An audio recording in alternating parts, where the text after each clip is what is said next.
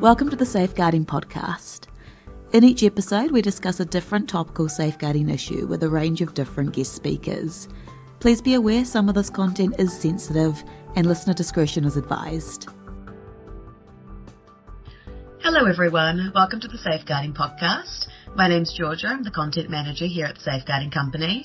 I'm really excited to be joined by Brian Davies from UK Sepsis Trust. Hey Brian. Hi Georgia, how are you? I'm really good. I'm really glad to have you on with me. Do you mind introducing yourself and explaining what you do at the organisation? Yeah. So, Brian Davies, Fundraising Manager. I've been with the UK Sepsis Trust for just over a year now. Before that, I was actually a teacher. So I worked as a Deputy Director of Sport and Development Director at a state grammar school in Sutton Coldfield called Bishop Vesey's Grammar School.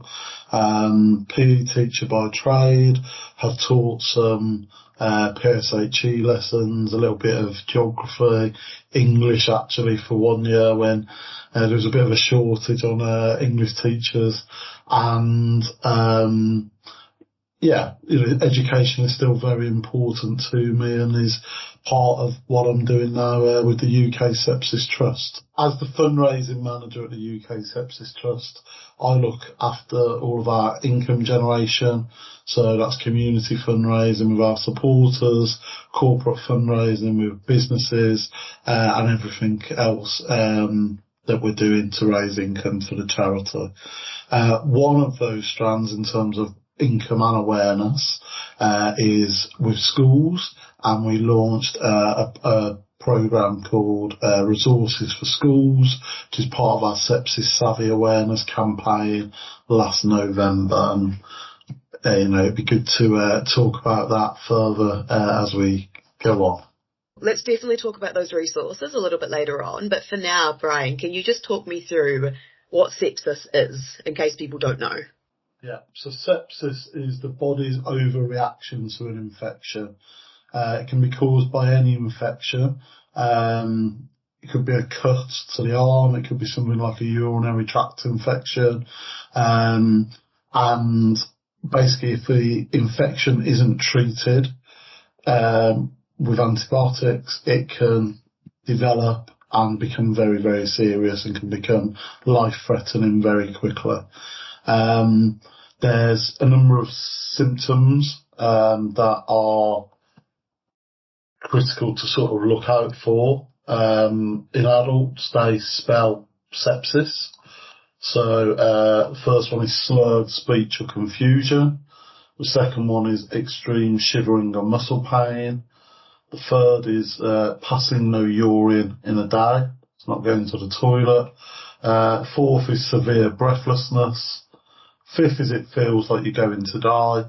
And obviously that's the most worrying one. And perhaps the one that sets it apart from everything else is a lot of those other aspects can be something else, but it just feels different having sepsis. There's just something that feels very strange and very serious, and that's what a lot of people who have sepsis communicate afterwards. And then the final one is skin that's mottled or discoloured. So they're the 6 signs in adults. And then within children, you should be concerned and seek medical attention if a child has any of the 6 following symptoms. So is breathing very fast, they've had a fit or a convulsion, looks mottled, bluish or pale, has a rash that does not fade when you press it, is very lethargic or difficult to wake, and if they feel abnormally cold to touch. And if any of these signs, if a loved one, a student, a fellow staff member is experiencing any of these signs, call 999 or go straight to A&E and ask the healthcare professional, could it be sepsis? Our CEO, Dr. Ron Daniels, who's still a acting intensive care specialist at a local hospital in the West Midlands, says that, he'd rather get 100 people presenting who haven't got sepsis and think they might have than miss the one that does have it and, hasn't turned up at the hospital. So in the under fives, it's a little bit more difficult to spot, obviously, because of the communication issues at that age.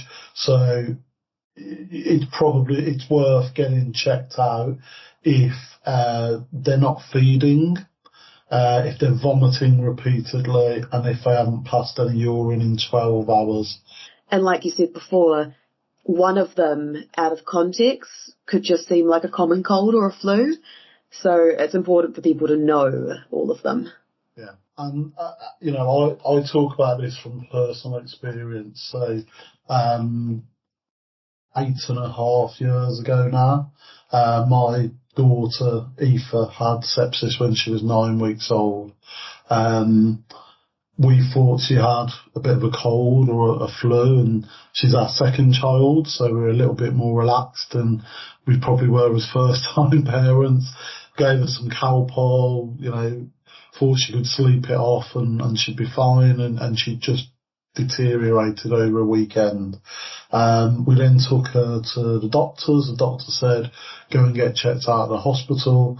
I'm sure she's fine, but just go and make sure. Anyway, when my wife arrived at the hospital with Aoife, that she was told to sort of ring me and get me there as quick as possible.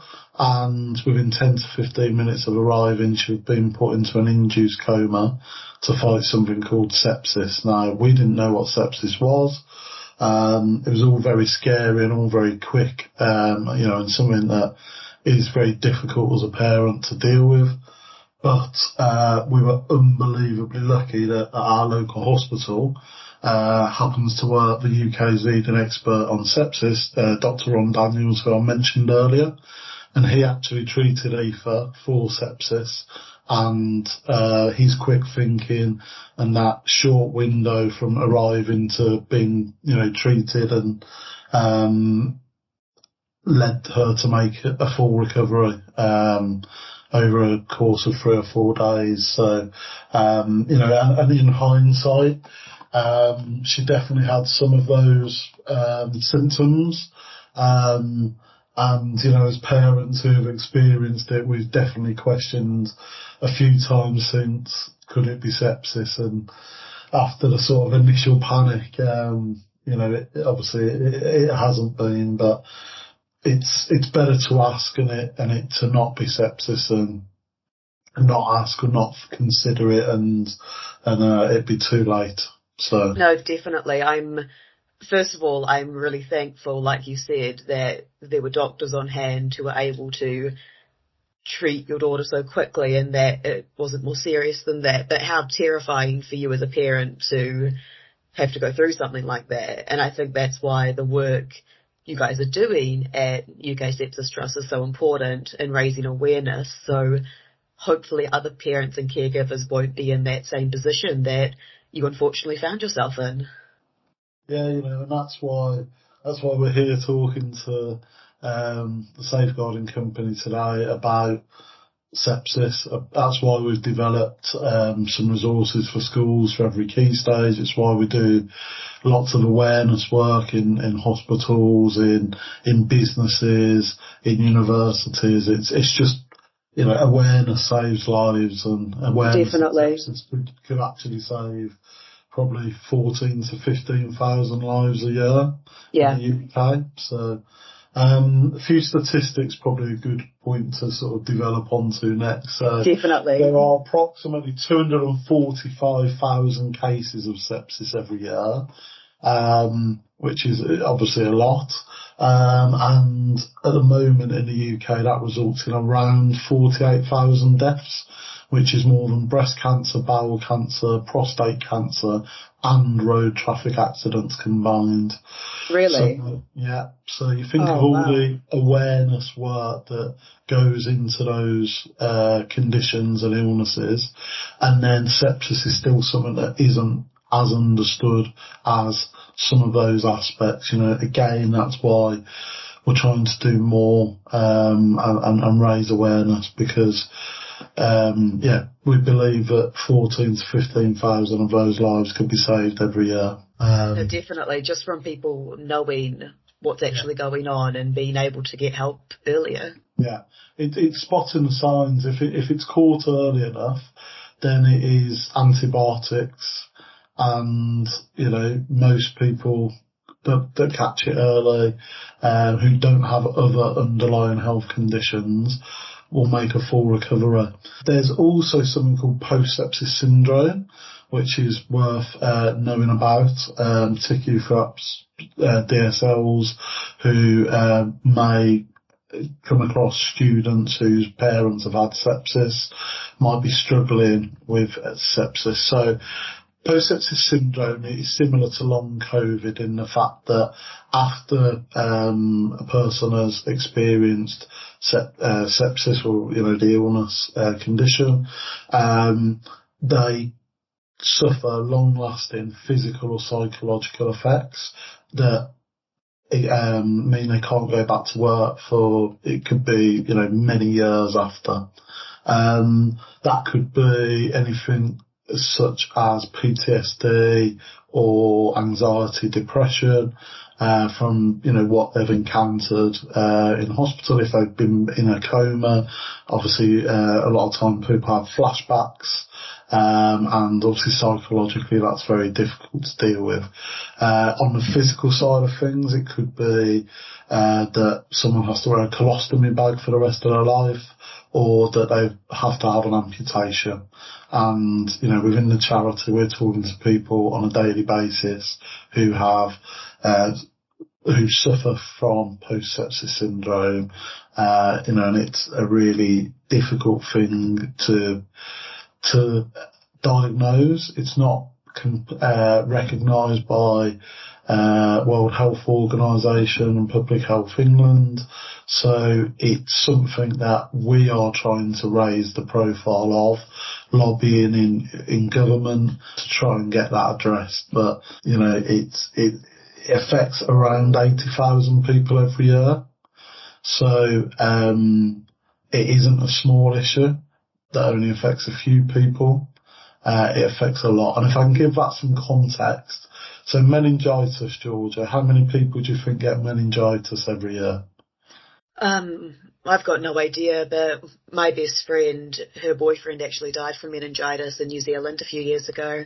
So I do know it was, it's an awful disease. And I was actually going to ask you, in relation to meningitis, what are the numbers like compared to sepsis? Because I'm not entirely sure. So in the UK, there are 240 cases of meningitis compared to 245,000 of sepsis.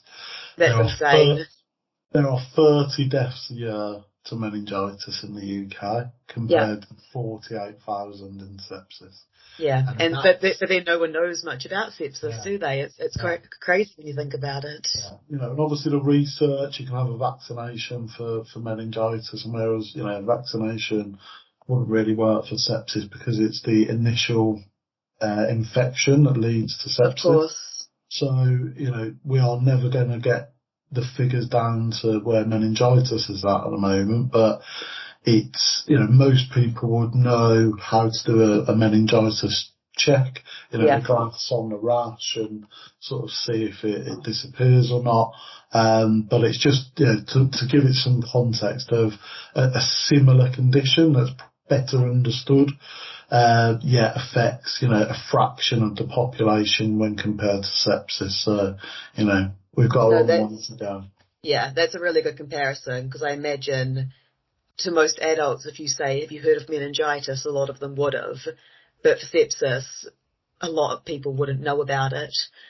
You did mention before how, I think post-sepsis is what you called it, is similar to... Post-sepsis syndrome. There we go. Is similar to long COVID. I wanted to talk about what COVID has done in relation to people who have sepsis, or to the sepsis awareness, I guess.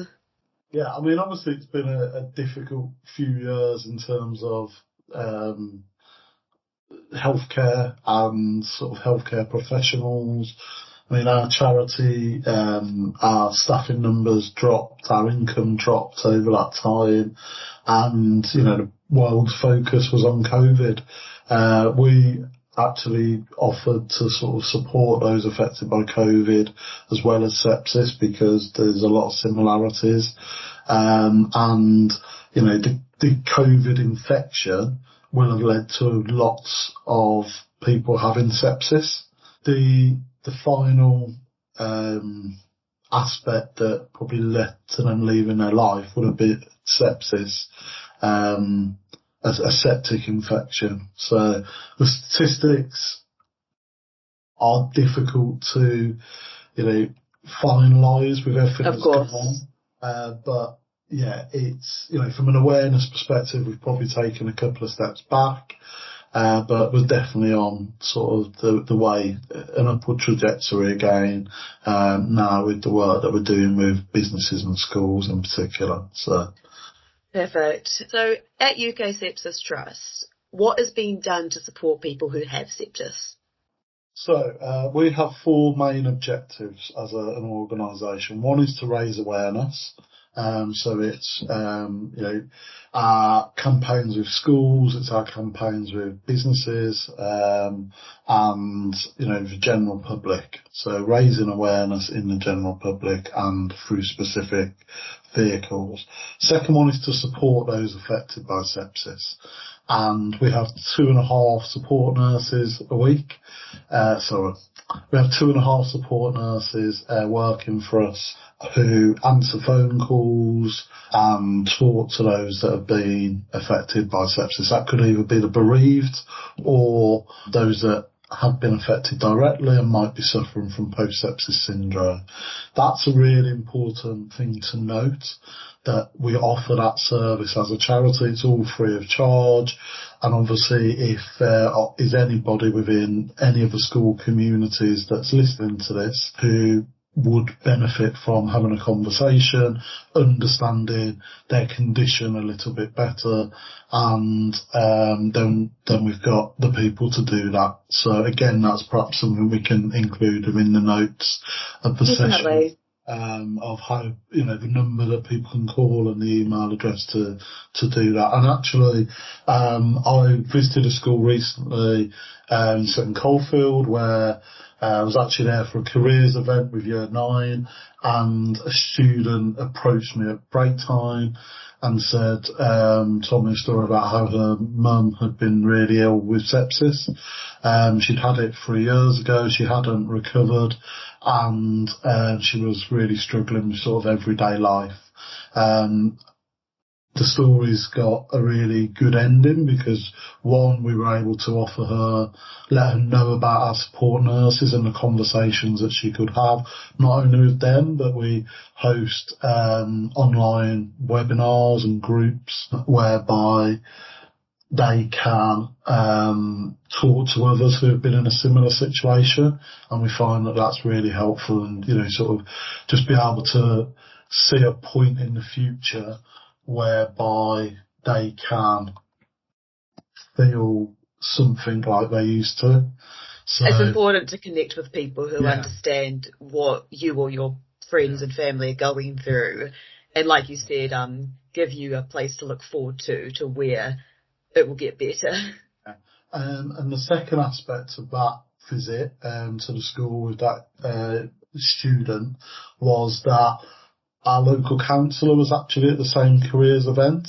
He heard, you know, what had happened to the student's mum, and he actually facilitated for that student to ask a question to Birmingham City Council at the council house in a full council meeting a couple of weeks ago, of sort of a plea to get signposting to organisations like us improved for those affected by sepsis in hospitals in Birmingham. So, you know, that's the power of the conversations that we're having. That's what can be done if the right people are involved, and that starts with raising awareness with safeguarding professionals today, then taking it back into their schools, then signing up their schools for our resources, which we'll get onto shortly, and then, us as an organisation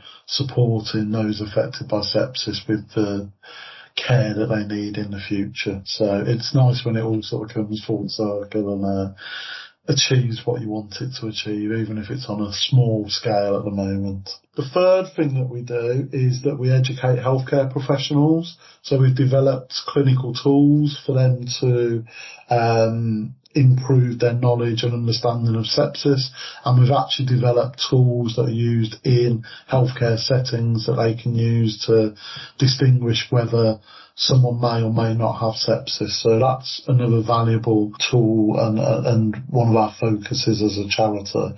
And then the final thing is that we lobby government at local and national level for change. So one of our big focuses, as I mentioned earlier, is to try and get Post Sepsis Syndrome recognised and to get all hospitals and healthcare settings signposted anyone that's had sepsis to the UK Sepsis Trust so that we can support their recovery over time. Now, that would be difficult to do with the size of team we have at the moment. So there's about 17 of us and 2.5 support nurses, as I mentioned. But if the demand grows, I'm sure we can grow with that demand. So, that's a little about what we do as a charity. Yeah, well, I'm sure as well, once there's more awareness about it, people understand why it's so important that you guys have the resources and the funds and the volunteers to help you better educate and to better bring awareness and to better support people who are affected by this. That's the plan. It's sort of a self-evolving cycle, really. We increase the awareness. That should lead to better understanding, more funds coming in, and then that allows us to do more awareness. And so that cycle keeps going, really, and until there's a lot less deaths from sepsis, and certainly for us to end all of the preventable deaths, as we've spoken about earlier. No, of course, I think that's a really important thing that everyone should be really focused on doing. So it sounds like the charity is doing really amazing work in that aspect. Yeah, thank you. Well, I'd say it's we started and we're making good progress, but we obviously, I'm impatient and there's a lot more to do. So I mentioned these school resources a few times throughout the conversation so far. We launched them at the Schools and Academy Show in Birmingham in November 2021.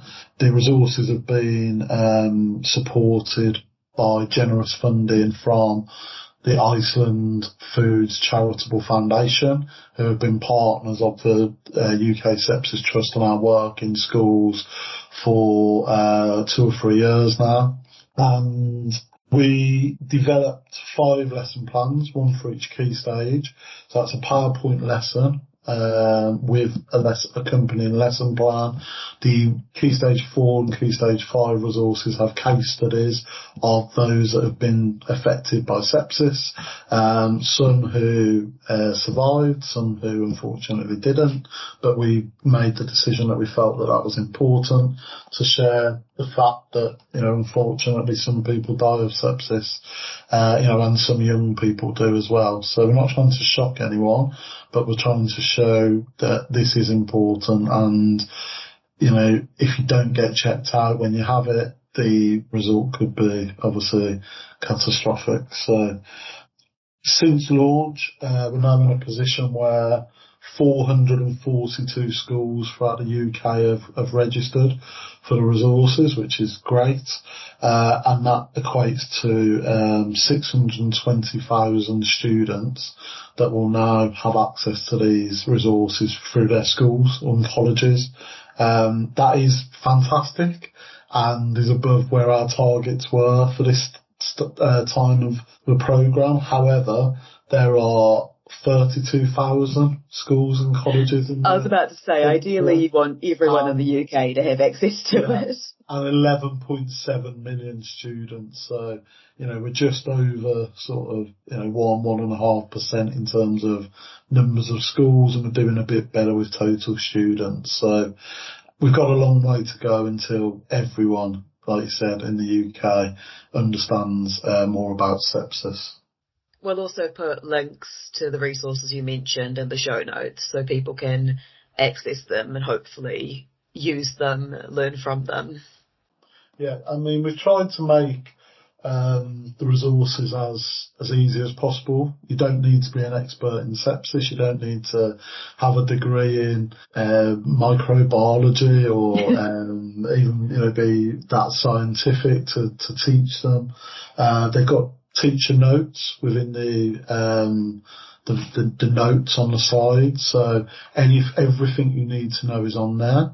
There's also some additional notes, and we are accessible if people wanted training, if people wanted a little bit of help to just sort of gain confidence. I've been into a lot of schools recently, talked to staff about how they can deliver it next year, but then also to do assemblies as well. And, we've got volunteers all over the country that will come and talk about their personal stories of sepsis and why it's important that they raise awareness. We've also got the symptom cards that I mentioned with the signs and symptoms of sepsis on, and that's something that we're happy to send out to schools so that students can take them home to parents, and it can sit on their fridge at home and be there just in case they're ill and they are wondering if it's sepsis, if it isn't, and if it's worth them getting checked out. So, we're happy to be really supportive in terms of those resources and our time, and, there won't be, too many costs involved with that if schools need extra support. So certainly not from a visit perspective, but obviously the resources cost us a little bit of money as a charity, and where we prefer is to offset that, where if we're sending a school a few £100 of resources, if they could put a non-uniform day on for us, or run a fundraiser, we could support that, and that would cover our costs, and as we said earlier, help us to raise more awareness in other areas in the future. And if there are people who are listening who want to get involved, what are some ways they can help the work that UK Sepsis Trust is doing? Yeah. So, I mean, first and foremost, we always love to hear from those affected by sepsis and, support them if they need any further support. So, so that'd be one reason, sort of anyone that's been affected that perhaps is passionate about raising awareness, wanted to become a volunteer, could email volunteer@sepsistrust.org. Our school's email is just schools@sepsistrust.org. And I monitor that inbox, so any requests or any information from anyone would come directly to me. So, and then if someone is looking to fundraise, they can either use the school's inbox or fundraising@sepsistrust.org. Our website is sepsistrust.org as well, where you can find more information. And yeah, I mean, it's just really about having a conversation. The charity is actually 10 years old this year, so we celebrated our 10th birthday in March. Oh, amazing. Happy birthday. Thank you. We have a campaign sort of running in the background called the Power of 10. And I think that sums up how people can help us, really, because the Power of 10 is all about if one person does their bit and tells 10 people, then the awareness and the impact that we can have multiplies exponentially. So, it's about the DSLs, the safeguarding leads that are listening to this, taking it back and educating their staff, using the resources who will then educate the pupils, and the pupils will then go home and discuss it with their parents and their other, members of their family. And I think, schools are a fantastic vehicle to do that. And, another reason why we have a big focus on raising awareness with young people through schools is that in the future, those people will obviously become young adults, and then they will already have a better understanding of sepsis than probably, young adults do at the moment. So if, it's not just about today, it's about the future, how sepsis can be better understood in the future by the work that we do today. So I think that sort of, exemplifies what we're looking to achieve with our Power of 10 campaign. No, that sounds like a fantastic campaign. Like you said, it's important for people to be educated now so then they can pass it on to loved ones, to family, and then, like you said, onto their own children when they get older as well. I've just got one final question for you, and it's got to do with for parents, basically, because I think one thing that's also happened with COVID is people are hesitant to have to go to the hospital in case it's something that's not serious, and they take away from time for other people who might have more serious illnesses.